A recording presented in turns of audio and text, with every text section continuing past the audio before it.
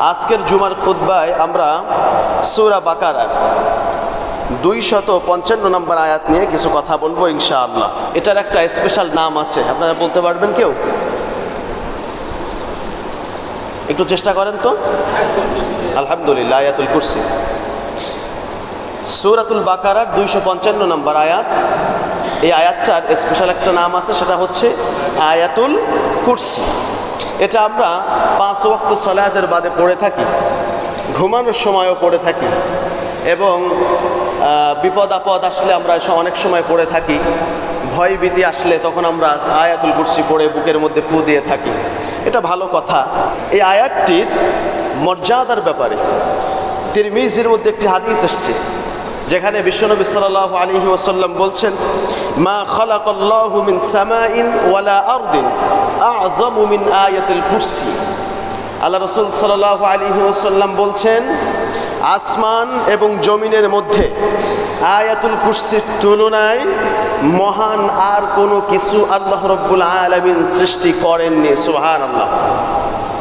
তাহলে নিশ্চয়ই আপনারা বুঝতেছেন যে আয়াতুল কুরসি একটা স্পেশাল আয়াত, এর বিশেষ মর্যাদা রয়েছে, যার কারণে নবীজি কথা বলেছেন, আসমান এবং জমিনের মধ্যে আল্লাহ রাব্বুল আলামিন আয়াতুল কুরসির তুলনায় মহান কোনো কিছু সৃষ্টি করেননি। এটা বিশ্বনবী সাল্লাল্লাহু আলাইহি ওয়াসাল্লামের মুখ নিঃসৃত বাণী। দেখুন, এ ব্যাপারে এই আয়াতুল কুরসির উপরে আমলের ব্যাপারে একটি হাদিস, যেটি সহিহ আল বুখারীর মধ্যে রয়েছে, দীর্ঘ হাদিস। তার সার সংক্ষেপ হচ্ছে এই যে, ইযা আওয়াইতা ইলা ফিরাশিকা ফাকরা আয়াতুল কুরসি লান ইয়াজাল আলাইকা মিনাল্লাহি হাফিজ। এখানে বলা হয়েছে যে, যে ব্যক্তি রাত্রে ঘুমাতে যাওয়ার পূর্বে আয়াতুল কুরসি তেলাওয়াত করবে, আয়াতুল কুরসি পাঠ করবে, যখন পাঠ করবে তখন আল্লাহর পক্ষ থেকে তার জন্য একজন ফেরেশতা নিযুক্ত করা হবে। এই ফেরেশতা তাকে সকাল হওয়া পর্যন্ত, সূর্য উদিত হওয়া পর্যন্ত তাকে পাহারা দিবে, এবং শয়তানের কোনো অনিষ্ট তাকে স্পর্শ করবে না। সুবহানাল্লাহ। আয়াতুল কুরসি কেউ যদি ঘুমাতে যাওয়ার পূর্বে পাঠ করে ঘুমায়, তাহলে তার হেফাজতকারী হবেন আল্লাহ সুবহানাহু ওয়া তাআলা। তার কাছে শয়তান আসতে পারবে না সূর্য উদিত হওয়া পর্যন্ত। নিশ্চয়ই এটা একটা গুরুত্বপূর্ণ আমল। আমরা ঘুমাতে যাওয়ার পূর্বে আয়াতুল কুরসি পড়তে পারি। যদি পড়ি তাহলে আমরা এই লাভবান হব, শয়তানের ধোঁকা থেকে আমরা বেঁচে থাকব। সম্মানিত উপস্থিতি, আয়াতুল কুরসির চমৎকার আর একটা আমল যেটা রয়েছে বুলুগুল মারামের মধ্যে, নবীজি সাল্লাল্লাহু আলাইহি ওয়াসাল্লাম বলছেন, মান ক্বারা আয়াতুল কুরসি দুবুরা কুল্লি সালাতিন মাকতুবা লাম ইয়ামনাহু মিন দুখুলিল জান্নাহ ইল্লাল মাউত। নবী সাল্লাল্লাহু আলাইহি ওয়াসাল্লাম বলছেন, কেউ যদি প্রত্যেক 5 ওয়াক্ত সালাতের বাদে আয়াতুল কুরসি নিয়মিত পাঠ করে, তাহলে সে ব্যক্তি জান্নাতের মধ্যে প্রবেশ করবেই। সুবহানাল্লাহ। তার জান্নাতে প্রবেশের ক্ষেত্রে মাঝখানে বাধা হচ্ছে মৃত্যু। দাখালাল জান্নাহ ইল্লাল মাউত। সে ব্যক্তি জান্নাতের মধ্যে প্রবেশ করতে পারছে না কেন? মৃত্যুবরণ করছে না তাই। যদি সে মৃত্যুবরণ করে, সঙ্গে সঙ্গে জান্নাতের মধ্যে সে প্রবেশ করবে। এটা রাসূলুল্লাহ সাল্লাল্লাহু আলাইহি ওয়াসাল্লামের মুখের বাণী, তার কথা। এটা আমাদের বিশ্বাস করতে হবে, বিশ্বাস রাখতে হবে, এবং এই অনুযায়ী আমাদেরকে আয়াতুল কুরসির উপরে আমল করতে হবে। এখন কথা হচ্ছে, এই আয়াতুল কুরসির মধ্যে আছে কি? কেন এই আয়াতুল কুরসির এত মর্তবা, এত মর্যাদা, এত সম্মান? কেন? যেটা পড়লে ব্যক্তি জান্নাতের মধ্যে প্রবেশ করবে, মৃত্যুবরণ করে না তাই জান্নাতে প্রবেশ করে না। কি আছে আয়াতুল কুরসির মধ্যে, যার কারণে নবীজি বলেছেন, আসমান এবং জমিনের মধ্যে আয়াতুল কুরসির চাইতে শ্রেষ্ঠ আর কোনো কিছু আল্লাহ সৃষ্টি করেননি? কি আছে আয়াতুল কুরসির মধ্যে, যা শয়নের পূর্বে পড়লে সারা রাত শয়তান ওই বান্দার নিকটবর্তী হতে পারবে না, তার কাছেও আসতে পারবে না? কি আছে আমাদের জানা উচিত। আমরা তো ওই গদ বেঁধে মুখস্থ করে নিয়েছি আর ওটাই পড়ে যাচ্ছি, এটার কোনো আসর আমাদের উপরে পড়ে না। আয়াতুল কুরসির মধ্যে যা আছে সেই জিনিসটা আমাদেরকে প্রভাবিত করে না, কারণ আমরা তো এর অর্থ বুঝি না। যার কারণে দেখা যায় নামাজের মধ্যে আমাদের মনোযোগ থাকে না। কেন থাকে না? কারণ নামাজের মধ্যে আমরা যা বলি তা বুঝি না। নামাজ যে মানুষকে খারাপ কাজ থেকে ফিরাবে, ইন্নাস সালাতা তানহা আনিল ফাহশাই ওয়াল মুনকার, এই ব্যাপারে বহুত ওয়াজ শুনেছি। নামাজ মানুষকে খারাপ কাজ থেকে ফিরায় রাখবে, খারাপ কাজ থেকে, অশ্লীল কাজ থেকে, ফাহিশাত থেকে ফিরায় রাখবে। সেটা তো আমাদেরকে রাখে না। কিভাবে রাখবে? কারণ নামাজের মধ্যে কি বলি তা আমরা নিজেরাই বুঝি না। অনুরূপভাবে আয়াতুল কুরসি আমরা প্রতিনিয়ত পড়ছি, কিন্তু আয়াতুল কুরসির কোনো ইফেক্ট আমাদের উপরে পড়ছে না। আসুন আমরা বোঝার চেষ্টা করি আয়াতুল কুরসির মধ্যে কি আছে।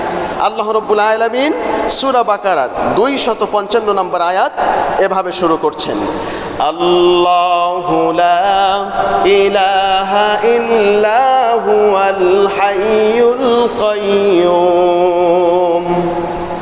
আল্লাহ লা ইলাহা ইল্লাহু, তিনি ছাড়া সত্যিকারের কোনো ইলাহ নাই, সত্যিকারের কোনো উপাস্য নাই। আল হাইয়ুল কাইয়্যুম, তিনি চিরঞ্জীব, চিরস্থায়ী।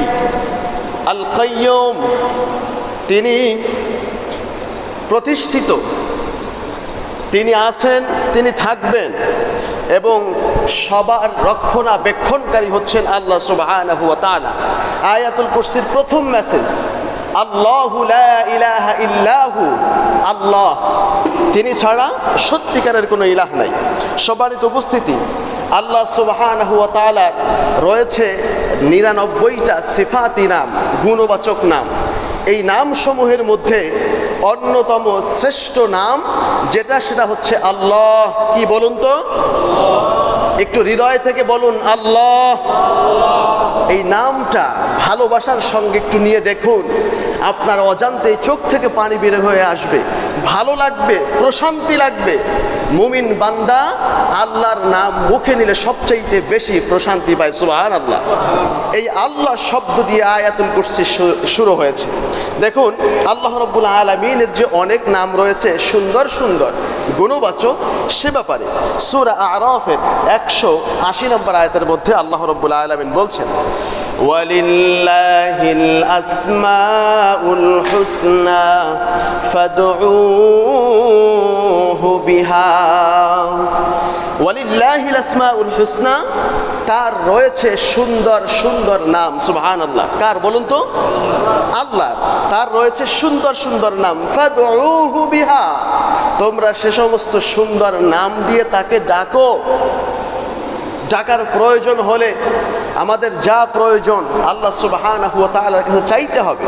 উদউনি আস্তাজিব লাকুম, আল্লাহ বলছে আমাকে ডাকো, তোমার যা প্রয়োজন আমাকে বলো, আমি তোমার প্রয়োজন পূরণ করব, তোমার আশা পূরণ করব, তোমার সমস্ত চাওয়া আমি পূরণ করব। আমরা আল্লাহ সুবহানাহু ওয়া তাআলার যে সুন্দর সুন্দর নাম আছে, এই সুন্দর সুন্দর নাম দিয়েই আমরা আল্লাহ সুবহানাহু ওয়া তাআলাকে ডাকবো। কোনো পীর সাহেবের নামের দোহাই দিয়ে আমরা আল্লাহকে ডাকবো না, আল্লাহ অমুক খাজা বাবার উসিলায় তুমি আমাকে মাফ করো, অমুক পীর সাহেবের কারণে তুমি আমার ধন সম্পদে বরকত দাও, অমুক পীর সাহেবের উসিলায় তুমি আমাকে সন্তান দান করো।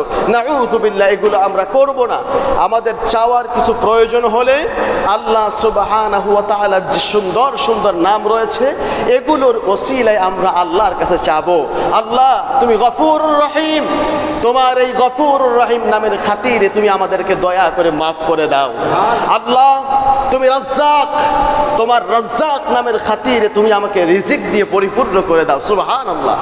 এভাবে আল্লাহ সুবহানাহু ওয়া তাআলার যে সুন্দর সুন্দর নাম রয়েছে, ফাদউহু বিহা, এই সমস্ত নাম দিয়ে আল্লাহর কাছে প্রার্থনা করতে হবে। আর এই নাম দিয়ে আল্লাহর কাছে কিছু চাইলে হাদিস প্রমাণ করে আল্লাহ রাব্বুল আলামিন বান্দাকে সেগুলো দান করে থাকেন। সুবহানাল্লাহ। এজন্য আমরা আল্লাহর সুন্দর সুন্দর নাম দিয়ে আল্লাহকে আমরা ডাকবো। দেখুন এ ব্যাপারে সহিহ বুখারীর একটি হাদিস, নবীজি সাল্লাল্লাহু আলাইহি ওয়াসাল্লাম বলছেন, লিল্লাহি তিসআতু ওয়া তিসউনা ইসমান, আল্লাহ রাব্বুল আলামিনের রয়েছে 99টি নাম। কয়টি নাম বলুন তো? 99টি নাম।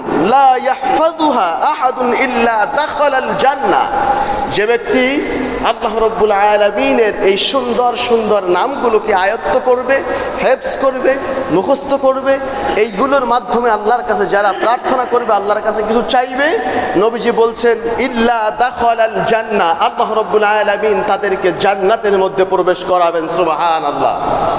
এই জন্য আল্লাহর যে সিফাতি নামগুলো আছে, যে 99টা যে গুণবাচক নাম আছে, এই নামগুলো মুখস্থ করবেন, মুখস্থ করে এই নামের ওসিলা দিয়ে আল্লাহর কাছে চাইবেন, আল্লাহ রব্বুল আলামিন আমাদেরকে দান করবেন। সম্মানিত উপস্থিতি, আল্লাহ রব্বুল আলামিনের যে গুণবাচক নামগুলো আছে, এই গুণবাচক নামসমূহের মধ্যে শ্রেষ্ঠ যে নামটি আল্লাহ, এই নাম দিয়েই আল্লাহ রব্বুল আলামিন এই আয়াতুল কুরসি শুরু করেছেন। আল্লাহু লা ইলাহা ইল্লা হুয়াল হাইয়ুল কাইয়্যুম। আল্লাহ তার সুন্দর একটা নাম ব্যবহার করে এবার তার পরিচয় দিচ্ছেন, শোনো এই আল্লাহ হচ্ছে কোন আল্লাহ? যিনি ছাড়া সত্যিকারের কোনো মাবুদ নাই, সত্যিকারের কোনো ইলাহ নাই। যদি কেউ কোথাও দাবি করে আল্লাহকে বাদ দিয়ে অন্য কারো যদি কেউ উপাসনা করে থাকে, এগুলো সব বাতিল ইলাহ, এগুলো একজনও আল্লাহ সুবহানাহু ওয়া তাআলার সমকক্ষ হতে পারবে না। এজন্য আয়াতুল কুরসির শুরুতে বলা হয়েছে লা ইলাহা ইল্লাহু, তিনি ছাড়া সত্যিকারের কোনো ইলাহ নাই, সত্যিকারের কোনো মাবুদ নাই। সম্মানিত উপস্থিতি, সূরা ইখলাস ছোট্ট একটি সূরা। এই ছোট্ট সূরাটির মধ্যে আল্লাহ রাব্বুল আলামিন তার একত্ববাদের পরিচয়, তার নিজের পরিচয়টা কত চমৎকার করে তুলে ধরেছেন। আল্লাহ বলছেন কুল হুয়াল্লাহু আহাদ আল্লাহুস সামাদ লাম ইয়ালিদ ওয়া লাম ইউলাদ ওয়া লাম ইয়াকুল লাহু কুফুয়ান আহাদ। কুল হুয়াল্লাহু আহাদ, বলো আল্লাহ এক এবং অদ্বিতীয়, আল্লাহ এক এবং অদ্বিতীয়। আল্লাহুস সামাদ, তিনি কারো মুখাপেক্ষী নন, বরং সকলেই তার মুখাপেক্ষী। সুবহানাল্লাহ। এই দুনিয়ার মধ্যে এই মহা বিশ্বের যত কিছু আছে সব কিছুই আল্লাহ সুবহানাহু ওয়া তাআলার মুখাপেক্ষী। আল্লাহ রাব্বুল আলামিন কারো মুখাপেক্ষী নন।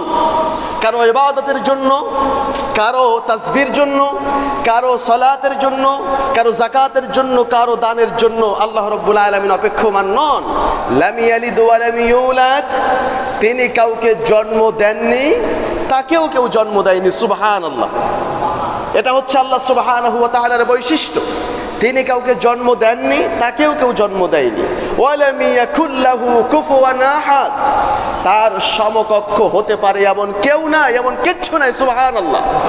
তার কোনো সমকক্ষ নাই।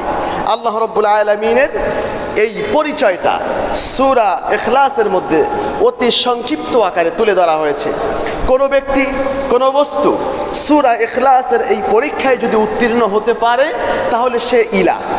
আল্লাহ সুবহানাহু ওয়া তাআলা ছাড়া এই পরীক্ষায় উত্তীর্ণ আর কেউ হতে পারবে না। সুবহানাল্লাহ। কে আছে যে এক এবং অদ্বিতীয়, এক আল্লাহ ছাড়া? আল্লাহুস সামাদ, কে আছে যিনি অমুখাপেক্ষী, এক আল্লাহ ছাড়া? লাম ইয়ালিদ ওয়া লাম ইউলাদ, কে আছে যাকে কেউ জন্ম দেয়নি, তিনিও কাউকে জন্ম দেননি, এক আল্লাহ ছাড়া? ওয়া লাম ইয়াকুল লাহু কুফুয়ান আহাদ, কে আছে যার সমতুল্য কেউ হতে পারে না, এক আল্লাহ ছাড়া। এজন্য এই সূরাতুল ইখলাস ছোট্ট একটি সূরা, কিন্তু এই ছোট্ট সূরার পরীক্ষায় কেউই পাশ করতে পারবে না একমাত্র আল্লাহ ছাড়া। ইনি হচ্ছেন আমাদের একমাত্র সত্যিকারের ইলাহ, যিনি ছাড়া অন্য কোনো মাবুদ নাই। সূরা মুমিনুনের 116 নম্বর আয়াতে আল্লাহ রাব্বুল আলামিন তার একাত্মবাদের ঘোষণা এভাবে দিচ্ছেন ফাতাআলা আল্লাহুল মালিকুল হক লা ইলাহা ইল্লাহু রব্বুল আরশিল কারীম। ফাতাআলা আল্লাহুল মালিকুল হক, সত্যিকারের মালিক মহিমান্বিত আল্লাহ। সুবহানাল্লাহ। ফাতাআলা আল্লাহুল মালিকুল হক, সত্যিকারের মালিক, হক মালিক, হক ক্ষমতাধর, হক বাদশাহ একমাত্র আল্লাহ সুবহানাহু ওয়া তাআলা। তিনি হচ্ছেন সমস্ত ক্ষমতার মালিক। লা ইলাহা ইল্লাহু, তিনি ছাড়া সত্যিকারের কোনো ইলাহ নাই। ওয়া হুয়া রব্বুল আরশিল কারীম, তিনি হচ্ছেন সম্মানিত আরশের রব। সুবহানাল্লাহ, আল্লাহই হচ্ছেন সম্মানিত আরশের রব। আল্লাহ কোথায় আছে বলুন তো? আল্লাহ কোথায় আছে? এই প্রশ্ন করা হলে মিশ্র প্রতিক্রিয়া। অনেকেই বলে থাকেন আল্লাহ সদা সর্বদা সব জায়গায় বিরাজমান। এটা আমাদের অনেকেরই বিশ্বাস। না ভাই, এটা আকীদা বিধ্বংসী কথা, কোরআনের সঙ্গে সাংঘর্ষিক একটি কথা। কারণ কোরআন বলছে আর রহমান আলাল আরশ ইস্তাওয়া, আল্লাহ হচ্ছেন রহমান, তিনি হচ্ছেন আরশের উপরে সমাসীন, তিনি তার জায়গায় অবস্থান করছেন। তার জায়গায় থেকে তিনি সব কিছুকে কন্ট্রোল করছেন। আল্লাহ সুবহানাহু ওয়া তাআলার যদি সব জায়গায় উপস্থিত থাকতে হয়, সব জায়গায় উপস্থিত থেকে তার যদি সব কিছুকে নজরদারি করতে হয়, তাহলে তো তার ক্ষমতাটা প্রশ্নবিদ্ধ হয়ে যায়। কারণ আমরা মানুষ এক জায়গায় থেকে সব কিছু নিয়ন্ত্রণ করতে পারি না, বিদায় নিয়ন্ত্রণ করার জন্য সশরীরে আমার বিভিন্ন জায়গায় উপস্থিত হতে হয়, আমার প্রতিনিধি পাঠাতে হয়, সিসি ক্যামেরা লাগানো লাগে, বিভিন্নভাবে মোবাইল করা লাগে, বিভিন্নভাবে আমাকে খোঁজ খবর রাখতে হয়। তা না হলে ওটা আমার দৃষ্টির অগোচরে থেকে যায়, আমার আয়ত্তে আসে না। কিন্তু আল্লাহ সুবহানাহু ওয়া তাআলা তো এমন না, তিনি হচ্ছেন মানবীয় সকল গুণাবলী থেকে ঊর্ধ্বে, তার ব্যাপারটা সম্পূর্ণ ব্যতিক্রম। এজন্য আল্লাহ সুবহানাহু ওয়া তাআলা আরশে আজিমের উপরে অবস্থান করছেন, তার ওখানে থেকে তিনি সব কিছুকে কন্ট্রোল করছেন, সব কিছুকে তার আয়ত্তের মধ্যে রাখছেন। ইনিই হচ্ছেন আল্লাহ সুবহানাহু ওয়া তাআলা। সুবহানাল্লাহ। এজন্য কোরআন বলছে আর রহমান আলাল আরশ ইস্তাওয়া, রহমান তিনি হচ্ছেন আরশে আজিমের উপরে অবস্থানরত, তিনি তার জায়গায় সমাসীন, সদা সর্বদা সব জায়গায় বিরাজমান না, এটা ভুল কথা। সম্মানিত উপস্থিতি, সেজন্যই বলা হচ্ছে হুয়া রব্বুল আরশিল কারীম, তিনি হচ্ছেন সম্মানিত আরশের রব। সুবহানাল্লাহ। দেখুন, এক আল্লাহ, এই দাওয়াত সমস্ত নবী এবং রসুলরাও দিয়েছেন। এই কথাটাই আয়াতুল কুরসির শুরুতে আছে। এটা যদি কোনো মানুষ উপলব্ধি করে, আরে এক আল্লাহর ইবাদত বন্দেগী গোলামি যদি শুরু করে, তাহলে ওই মানুষটার সবটাই তৈরি হয় জান্নাতের জন্য। সুবহানাল্লাহ। এজন্য নবীজি বলেছেন, কেউ যদি আয়াতুল কুরসি 5 ওয়াক্ত সালাতের বাদে পড়ে, তাহলে তার ব্যাপারে মৃত্যুর পরে সিদ্ধান্ত হবে, বান্দা তুমি জান্নাতের মধ্যে প্রবেশ করো। এ কারণেই বুঝতে হবে, এই আল্লাহকে যদি চেনেন, সত্যিকারের ইলাহ হিসেবে যদি মেনে নেন এবং শুধুমাত্র তার ইবাদত যদি করেন, তাহলে আপনার আমার স্থানটা জান্নাতেই হবে, অন্য কোথাও হবে না। সুবহানাল্লাহ। দেখুন, এই এক ইলাহের দাওয়াত সমস্ত নবীরা দিয়েছেন। সূরা নাহলের 36 নম্বর আয়াতের মধ্যে আল্লাহ রাব্বুল আলামিন বলছেন, ওয়ালাকাদ বাআসনা ফি কুল্লি উম্মাতির রাসূলা আন ইউবুদুল্লাহা ওয়াজতানিবুত তাগুত। আল্লাহ রাব্বুল আলামিন বলছেন, ওয়ালাকাদ বাআসনা ফি কুল্লি উম্মাতির রাসূলা, আমি আল্লাহ রাব্বুল আলামিন প্রত্যেক জাতির কাছে, প্রত্যেক উম্মতের কাছে, প্রত্যেক গোষ্ঠীর কাছে আমার পক্ষ থেকে একজন বার্তাবাহক প্রেরণ করেছি, পাঠিয়েছি, একজন নবী, একজন রসুল পাঠিয়েছি। তারা তাদের কাছে এই দাওয়াত দিয়েছে, আন ইউবুদুল্লাহ, এক আল্লাহর ইবাদত করো, এক আল্লাহর গোলামি করো, ওয়াজতানিবুত তাগুত, আর তাগুতকে বর্জন করো। এই দাওয়াত দিয়েছেন সমস্ত নবীরা। এই এক আল্লাহর দাওয়াত, এই এক আল্লাহর এই বক্তব্যটাই আয়াতুল কুরসির শুরুতে রয়েছে, আল্লাহু লা ইলাহা ইল্লাহু আল হাইয়ুল কাইয়্যুম। আল্লাহ, তিনি ছাড়া সত্যিকারের কোনো ইলাহ নাই, সত্যিকারের কোনো মাবুদ নাই।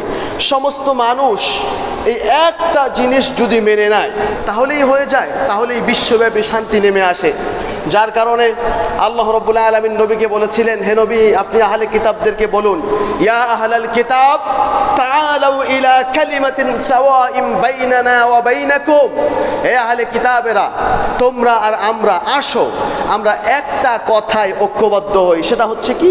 আল্লাহ আল্লা না'বুদা ইল্লাল্লাহ, আল্লাহ ছাড়া আমরা কারো গোলামি করব না, কারো দাসত্ব করব না। ওয়ালা নুশরিকা বিহি শাইআ, এবং তার সঙ্গে আমরা কাউকে শরীক স্থাপন করব না।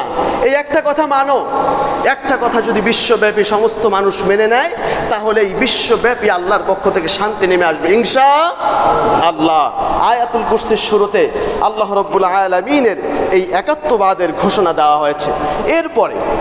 এরপরে যে আল্লাহর ব্যাপারে বলা হচ্ছেন যে আল্লাহ তিনি ছাড়া সত্যিকারের কোনো ইলাহ নাই, এরপরে এই আল্লাহর কোয়ালিটি বর্ণনা করা হচ্ছে।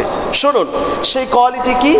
আল হাইয়ুল কাইয়ুম, তিনি চিরঞ্জীব, চিরস্থায়ী, সর্বদা সকলের রক্ষণাবেক্ষণকারী। সুবহানাল্লাহ, তিনি চিরঞ্জীব। আল হাইয়ু, তিনি চিরঞ্জীব, তিনি জীবিত, চিরস্থায়ী।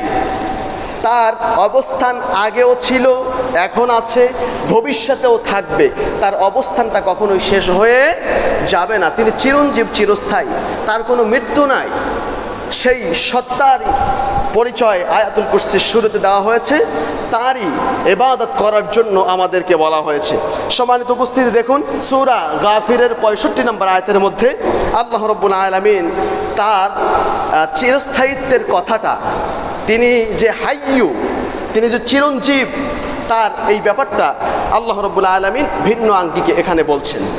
হুয়াল হাইয়ু লা ইলাহা ইল্লাহু ফাদউহু মুখলিসিনা লাহুদ্দিন আলহামদুলিল্লাহি রাব্বিল আলামিন। হুয়াল হাইয়ু, তিনি চিরঞ্জীব, লা ইলাহা ইল্লাহু। দেখুন আবারও তার একত্ববাদের ঘোষণা এখানে দেওয়া হচ্ছে। তিনি ছাড়া সত্যিকারের কোনো ইলাহ নাই। সুবহানাল্লাহ পড়েন। হুয়াল হাইয়ু, তিনি চিরঞ্জীব, তিনি ছাড়া সত্যিকারের কোনো ইলাহ নাই। ফাদউহু মুখলিসিনা লাহুদ্দিন, সুতরাং তাকে ডাকো, দিনকে তার জন্য একনিষ্ঠ করে দিয়ে। সুবহানাল্লাহ। ফাদউহু মুখলিসিনা লাহুদ্দিন, খালেস ভাবে, একনিষ্ঠভাবে দিনকে, ইসলামকে তার জন্য নিবেদিত করে দিয়ে তাকেই ডাকো। কাকে ডাকবেন বলুন তো? এক আল্লাহ সুবহানাহু ওয়া তাআলাকে ডাকার জন্য বলা হয়েছে, যিনি ছাড়া সত্যিকারের কোনো ইলাহ নাই।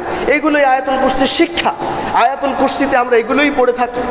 আয়াতুল কুরসি আমাদেরকে এটাই শিক্ষা দিচ্ছে যে তাকেই ডাকতে হবে, তিনি একমাত্র ইলাহ। আলহামদুলিল্লাহি রাব্বিল আলামিন, এবং যাবতীয় প্রশংসা বিশ্ব প্রতিপালক আল্লাহ রাব্বুল আলামিনের জন্য। যাবতীয় প্রশংসা কার জন্য বলুন তো? আল্লাহর জন্য, যিনি চিরঞ্জীব, চিরস্থায়ী। সৃষ্টি জগতের মধ্যে যা কিছু আছে সবগুলোই ধ্বংসপ্রাপ্ত হবে, আল্লাহ সুবহানাহু ওয়া তাআলার সত্তাই কেবলমাত্র অক্ষত অবস্থায় থাকবে। সুবহানাল্লাহ। সূরা আর রহমান 26 নম্বর আয়াত আল্লাহ রাব্বুল আলামিন বলছেন, কুল্লু মান আলাইহা ফান ওয়া ইয়াবকা ওয়াজহু রাব্বিকা যুল জালালি ওয়াল ইকরাম। কুল্লু মান আলাইহা ফান, এই ভূপৃষ্ঠে যা কিছু আছে সবগুলোই ধ্বংসপ্রাপ্ত হবে, সবগুলো ডিস্ট্রয় হবে, সব ধ্বংস হয়ে যাবে, কোনো কিছুই থাকবে না। ওয়া ইয়াবকা ওয়াজহু রাব্বিক যুল জালালি ওয়াল ইকরাম, শুধু তোমার মহিয়ান ও দয়াবান রবের সত্তাই অবশিষ্ট থাকবে। সুবহানাল্লাহ। এই কথাটাই আয়াতুল কুরসি আমাদেরকে বলছে। আল হাইয়ু, তিনি চিরঞ্জীব, তিনি চিরস্থায়ী, তিনি থাকবেন, অন্যথায় সমস্ত কিছু ধ্বংসপ্রাপ্ত হবে, আল্লাহর সত্তাটাই কেবলমাত্র অক্ষত অবস্থায় থাকবে, এটা কখনোই শেষ হবার নয়। সুবহানাল্লাহ। এরপরে বলা হচ্ছে আল কাইয়ুম। আল হাইয়ু আল কাইয়ুম, কিয়ামা শব্দ থেকে কাইয়ুম শব্দের উৎপত্তি। কিয়ামা মানে দাঁড়িয়ে থাকা, এখান থেকে এই কাইয়ুম আল্লাহ সুবহানাহু ওয়া তাআলার একটি সিফাতি নাম। কাইয়ুম বলা হয় নিজে প্রতিষ্ঠিত থেকে অন্যকে প্রতিষ্ঠিত রাখেন এবং পরিচালনা করেন, নিয়ন্ত্রণ করেন, তাকেই বলা হয় কাইয়ুম। এই দৃষ্টিকোণ থেকে কোনো সৃষ্টি, কোনো বস্তু, কোনো ব্যক্তি কাইয়ুম হতে পারে না। কিন্তু দেখা যায় যে আমাদের সমাজের মধ্যে আমরা আল্লাহর নামকে পছন্দ করি, তাই অনেকের নাম আল্লাহর এই সিফাতি নামের মধ্য থেকে রাখি। আব্দুর রহমান, আব্দুল সত্তার, আব্দুল কাইয়ুম ইত্যাদি ইত্যাদি নাম আমরা রেখে থাকি। রাখার সময় উদ্দেশ্য থাকে ভালো, পরবর্তী সময় এটার বিকৃতি সাধন হয়ে যায়। পরবর্তী সময় ডাকার সময় এ কাইয়ুম, এ সত্তার, এ জব্বার, এ রহিম ইত্যাদি ভাবে ডাকা হয়, যেটা আদৌ বৈধ নয়, এটা মোটেই ঠিক নয়। আল কাইয়ুম, যখনই আপনি কাইয়ুম বলবেন তখন সেটা ইঙ্গিত হবে আল্লাহর দিকে, কারণ আল্লাহ ছাড়া অন্য কোনো সত্তা কাইয়ুম হতে পারে না। কারণ এটার বৈশিষ্ট্য আমরা বলেছি যে কাইয়ুম হচ্ছে ওই সত্তা যিনি নিজে প্রতিষ্ঠিত থেকে অপরকে প্রতিষ্ঠিত রাখেন এবং নিয়ন্ত্রণ করেন, যেটা মানবীয় গুণাবলীর মধ্যে যায় না। এজন্য আমরা কারো নাম যদি আব্দুল কাইয়ুম রাখি তাহলে তাকে আব্দুল কাইয়ুমই বলতে হবে, ওই কাইয়ুম কাইয়ুম করা যাবে না। আব্দুল সত্তার কারো নাম যদি থাকে তাহলে আব্দুল সত্তার বলেই তাকে ডাকতে হবে, সত্তার মেয়া করা যাবে না। সম্মানিত উপস্থিতি, এই বিষয়গুলো হিসাব রাখবেন, অন্যথায় আমরা কিন্তু পাপের ভাগিদার হব সওয়াবের পরিবর্তে। আয়াতুল কুরসির শুরুতে আল্লাহ রাব্বুল আলামিনের সুন্দর একটি নাম দিয়ে শুরু করা হয়েছে, আল্লাহ। এরপরে তার পরিচয় তুলে ধরা হয়েছে, এ কোন আল্লাহ? শোনো, যিনি ছাড়া সত্যিকারের কোনো ইলাহ নাই। এরপরে তার কোয়ালিটি বর্ণনা করা হচ্ছে। আয়াতুল কুরসির শেষ পর্যন্ত আল্লাহর কোয়ালিটি একটার পর একটা বর্ণনা করা হচ্ছে। প্রথম যেটা বর্ণনা করা হলো আল হাইয়ু আল কাইয়ুম, তিনি চিরঞ্জীব, চিরস্থায়ী, তিনি আছেন, তিনি থাকবেন, তার সত্তা কখনোই শেষ হবার নয়, এই কোয়ালিটি বর্ণনা করা হচ্ছে। এরপরে বলা হচ্ছে লা তাখুযুহু সিনাতুন ওয়ালা নাওম, তাকে তন্দ্রা অথবা নিদ্রা, তন্দ্রা এবং নিদ্রা দুটোর কোনোটিই স্পর্শ করতে পারে না। সুবহানাল্লাহ, এটা আল্লাহ সুবহানাহু ওয়া তাআলার আরেকটি কোয়ালিটি। বোঝেন, আয়াতুল কুরসি তো পড়েন, জামার বুতাম খুলে লম্বা একটা ফু মারেন, কি পড়েন বোঝেন, বুঝতে হবে।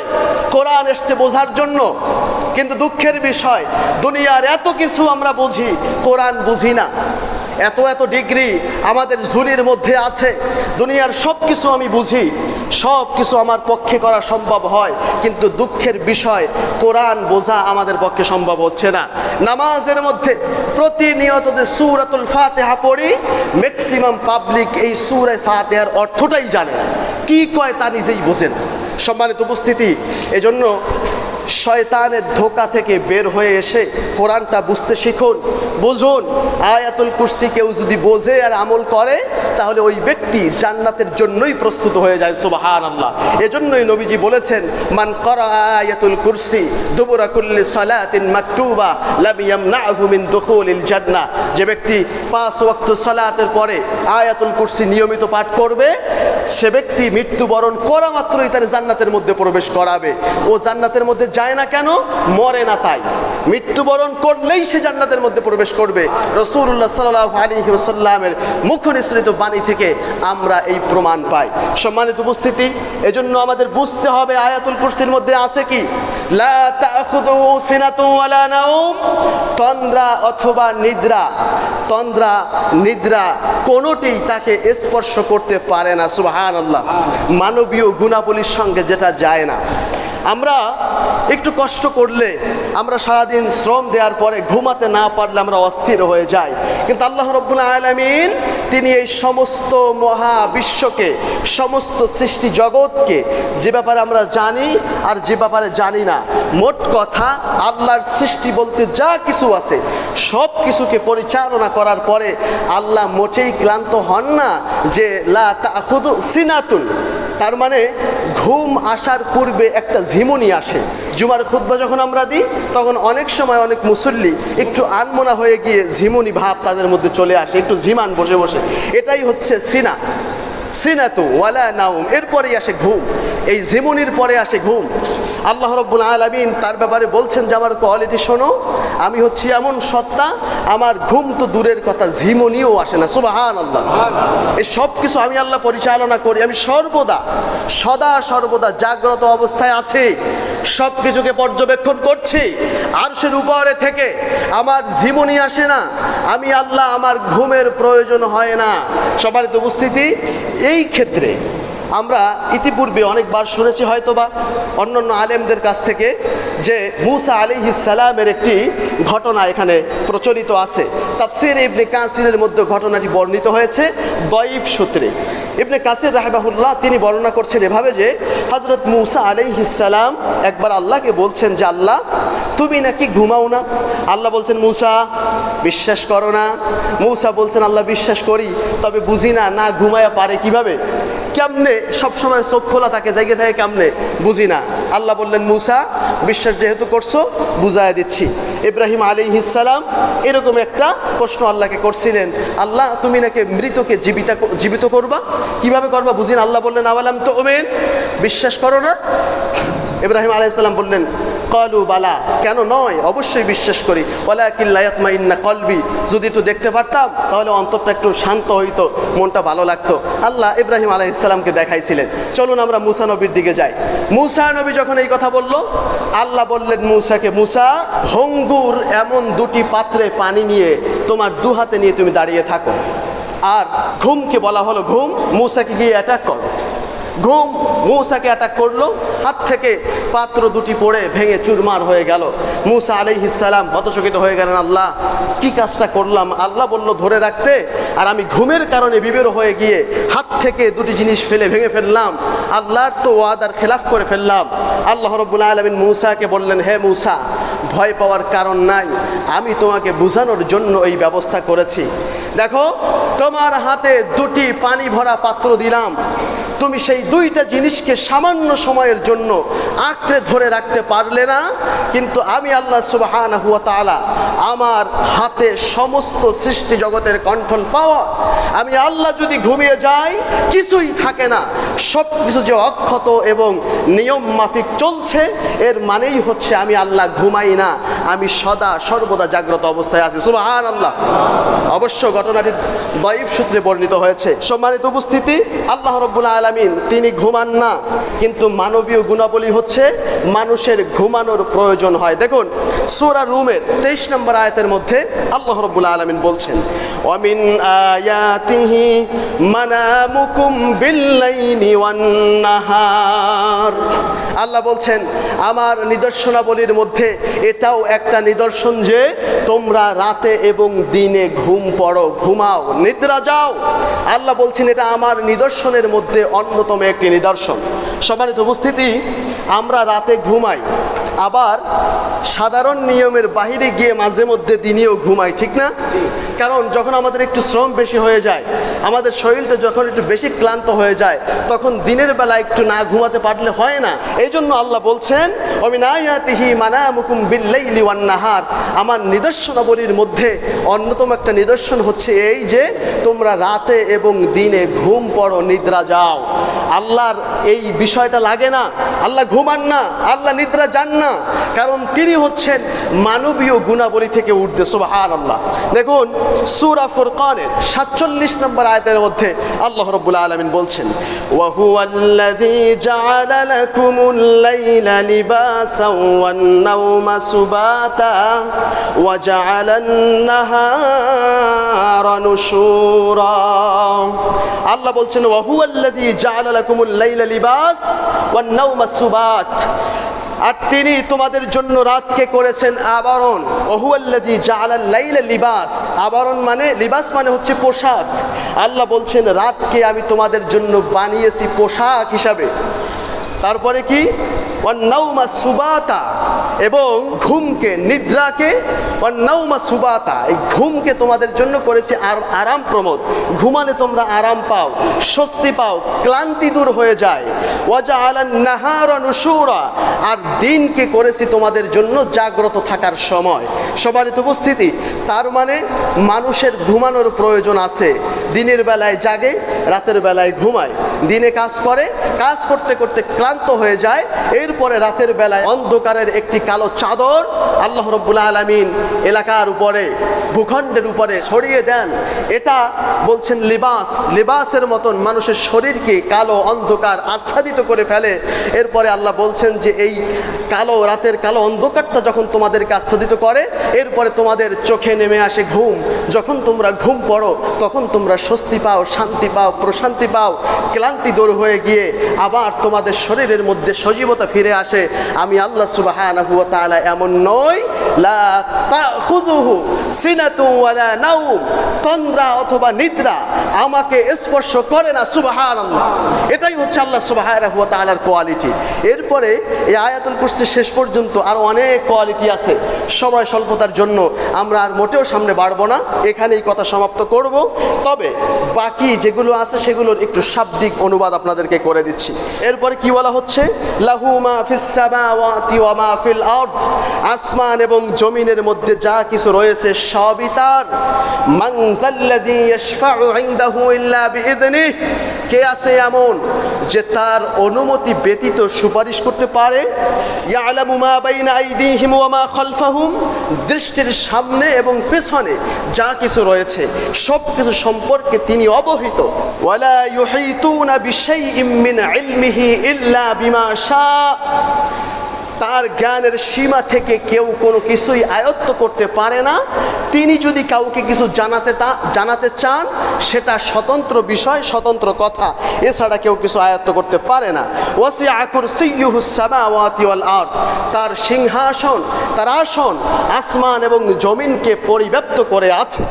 ওয়ালা ইয়াউদুহু হিফযুহুমা, এই মহা সৃষ্টি জগৎকে সব কিছুকে রক্ষণাবেক্ষণ করতে গিয়ে এগুলো ধারণ করতে তার মোটেই কষ্ট হয় না, তিনি ক্লান্ত হন না।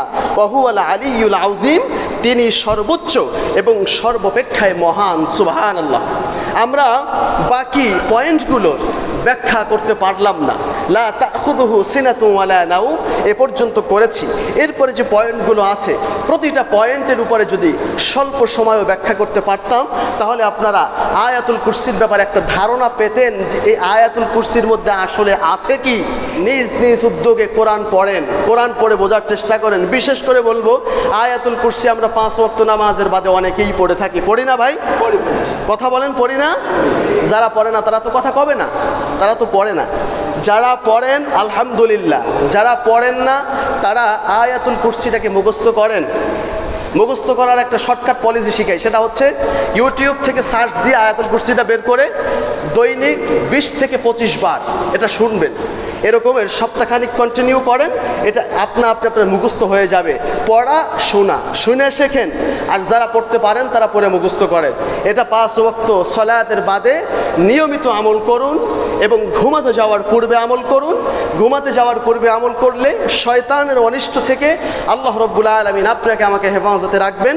5 ওয়াক্ত নামাজের বাদে আমল করবেন, আল্লাহ রাব্বুল আলামিন আপনাকে মৃত্যুর পরে সঙ্গে সঙ্গে জান্নাতের মধ্যে প্রবেশ করাবেন। সুবহানাল্লাহ। আর নবীজি বলেছেন আসমান এবং জমিনের মধ্যে আয়াতুল কুরসির চাইতে শ্রেষ্ঠতম আর কোনো কিছু আল্লাহ রাব্বুল আলামিন সৃষ্টি করেননি। মুসনাদে আহমদের একটি বর্ণনার মধ্যে এসেছে নবীজি সাল্লাল্লাহু আলাইহি ওয়াসাল্লাম বলছেন, আমি আল্লাহর নামে কসম করে বলছি যে আল্লাহর হাতে আমার জীবন, আমার প্রাণ। আয়াতুল কুরসির 2টি ঠোঁট, একটি জিহ্বা রয়েছে। এটা আল্লাহ রাব্বুল আলামিনের আরশে আজিমের পায়ার কাছে বসে বসে আল্লাহ রাব্বুল আলামিনের প্রশংসা করতে থাকেন। সুবহানাল্লাহ। এজন্য আয়াতুল কুরসিটাকে ধারণ করুন, মুখস্থ করুন, কন্টিনিউ আমল করুন। আল্লাহ রাব্বুল আলামিন আমাদেরকে আয়াতুল কুরসি বুঝে আমল করার তৌফিক দান করুন। সকলেই পড়ছি আমিন। সুবহানাকা আল্লাহুম্মা ওয়া বিহামদিকা আশহাদু আল্লা ইলাহা ইল্লা আনতা আস্তাগফিরুকা ওয়া আতুবু ইলাইক।